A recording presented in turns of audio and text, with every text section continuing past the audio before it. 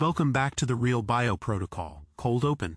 And that's when the orthopedic surgeon looked me dead in the eyes and said, "You're looking at 6 months minimum recovery, probably surgery, and you may never lift the same again." 3 words kept echoing in my head: rotator cuff tear. The same injury that ends careers. The same injury that puts athletes on the operating table. But here's what he didn't tell me. What none of them will tell you.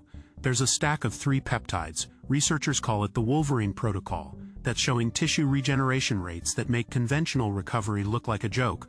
I ran it for 12 weeks. I documented everything. Weekly MRI scans, range of motion tests, pain scores. And what those images showed, it shouldn't be possible according to everything mainstream medicine teaches. Tissue that was torn was knitting back together at rates they said couldn't happen without surgical intervention. This is the complete breakdown of the BPC-157, TB-500, and GHK-Cu stack, the underground injury recovery protocol that's quietly replacing surgery for athletes who know where to look. ACT1, the problem. Let's talk about what happens when you tear soft tissue in the modern medical system. You go to your doctor, they order imaging, they confirm the damage, and then you get 3 options: rest and hope for the best, physical therapy for months with marginal improvement, or surgery, where they cut you open, charge you tens of thousands of dollars, and still tell you recovery takes 6 to 12 months with no guarantees. Here's what they don't mention. The human body has extraordinary regenerative capacity. Your cells want to heal. They're programmed to heal. But the pharmaceutical model doesn't make money from your body healing itself. They make money from interventions, from surgeries, from pain management protocols that keep you dependent. Meanwhile, professional athletes, the ones with access to cutting-edge sports medicine, are recovering from career-ending injuries in half the expected time. Olympic competitors are back on the field weeks after injuries that should have sidelined them for a full season. How? They're not superhuman. They have access to information and protocols the general public doesn't. The reality is this: peptide therapy for injury recovery has been studied for decades. The research exists, the mechanisms are understood. But your average orthopedic surgeon, they've never even heard of BPC-157. They couldn't tell you what TB-500 does at the cellular level.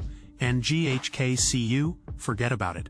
This isn't conspiracy, it's simply that the medical system moves at a glacial pace, and peptide research doesn't have billion-dollar pharmaceutical backing pushing it through FDA approval pipelines. So athletes, biohackers, and people who refuse to accept just live with it. As an answer, they're finding this information themselves. ACT2, the hidden truth. Let me show you what the research actually says. Because when you see the data, you'll understand why this stack is becoming legendary in performance circles. BPC-157, or body protection compound 157, is a synthetic peptide derived from a protein found in human gastric juice. A study published in the Journal of Orthopedic Research demonstrated that BPC-157 accelerated the healing of transected rat Achilles tendons, showing significantly improved biomechanical properties compared to controls. Another study in the Journal of Physiology showed it promotes angiogenesis, the formation of new blood vessels, which is critical for tissue repair because healing tissue needs blood flow. TB-500, or thymosin beta-4, is even more fascinating. Research published in the Annals of the New York Academy of Sciences revealed that thymosin beta-4 promotes cell migration, angiogenesis, and reduces inflammation at injury sites. A study in the FASEB journal showed it can actually reactivate progenitor cells, essentially turning on your body's repair mechanisms that normally go dormant. And GHK-Cu, this copper peptide, is a regeneration powerhouse. Research in the Journal of Biological Chemistry demonstrated that GHK-Cu stimulates collagen synthesis, promotes wound healing, and has anti-inflammatory effects. It literally signals your body to produce more of the structural proteins needed to rebuild damaged tissue.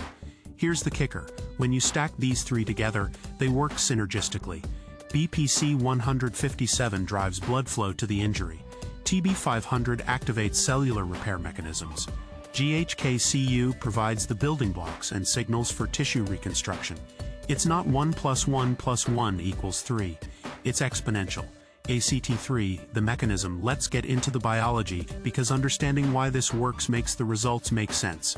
When you injure soft tissue, a tendon, ligament, or muscle, your body initiates an inflammatory response. This is actually good initially. Inflammation brings immune cells to clear damaged tissue. But chronic inflammation, that's where problems start. Your body gets stuck in a loop of damage and repair, never fully completing the healing process. BPC-157 modulates this inflammatory response. It upregulates growth hormone receptors in injured tissue, making your body more responsive to its own healing signals. It increases nitric oxide production, which dilates blood vessels and improves oxygen delivery. Studies show it affects multiple growth factors including VEGF, which is directly responsible for building new blood vessel networks. TB-500 works differently. It binds to actin, a protein that forms the structural framework of your cells. When TB-500 binds to actin, it promotes cell migration. Healing cells can actually move to where they're needed faster. It also reduces inflammation by decreasing pro-inflammatory cytokines while increasing anti-inflammatory ones. Your body shifts from a damaged state to a repair state. GHK-Cu activates genes associated with tissue remodeling. We're talking about over 4,000 genes that respond to this peptide. It stimulates fibroblasts, the cells that produce collagen, to work overtime. It attracts immune cells that clean up damaged tissue. It promotes the synthesis of glycosaminoglycans, which are essential for the structural integrity of tendons and ligaments. Together, these three peptides create an environment where healing isn't just possible, it's accelerated dramatically. A CD4 real-world application. So how do you actually run this protocol? Here's the 12-week breakdown based on research, dosing, and athlete reports. Weeks 1 through 4 is the loading phase. BPC-157 at 250 to 500 micrograms daily, injected subcutaneously near the injury site. TB-500 at 2 to 2.5 milligrams twice weekly, also subcutaneous. GHK-Cu at 1 to 2 milligrams daily, injected or applied topically depending on injury location. Weeks 5 through 8 is the maintenance phase. BPC-157 continues at the same dose. TB-500 drops to 2 milligrams once weekly. GHK-Cu continues daily. This is when most people report dramatic improvements in pain and function. Weeks 9 through 12 is the consolidation phase.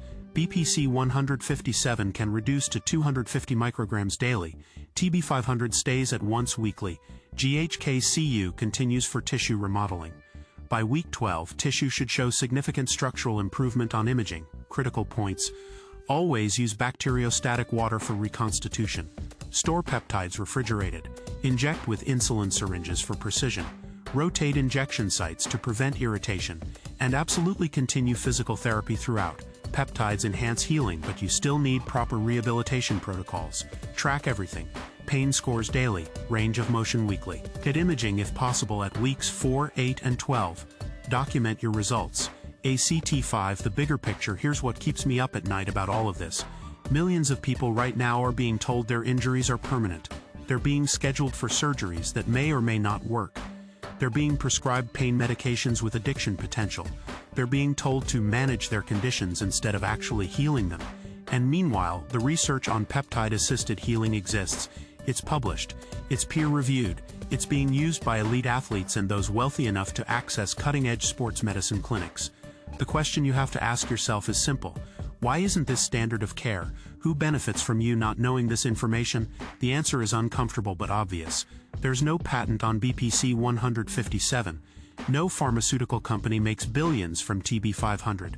The entire peptide healing protocol costs a fraction of what a single surgery consultation runs.